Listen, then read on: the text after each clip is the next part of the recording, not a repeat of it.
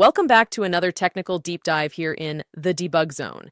Today we're tackling a big question and breaking it down with insights from other users. Hopefully this clears up some misconceptions and helps you get the answer you need. So buckle up, stay a little curious, and let's jump right in.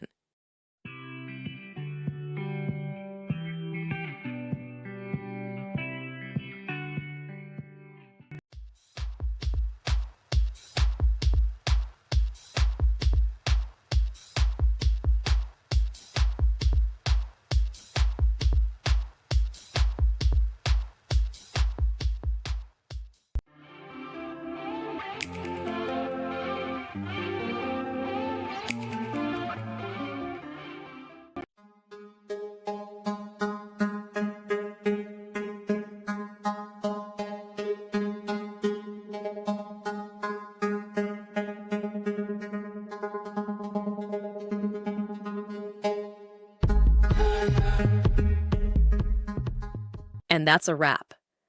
I hope you found the answer you were looking for. If you did, take a second to hit that subscribe button.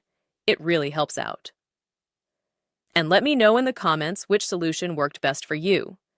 See you next time in the debug zone.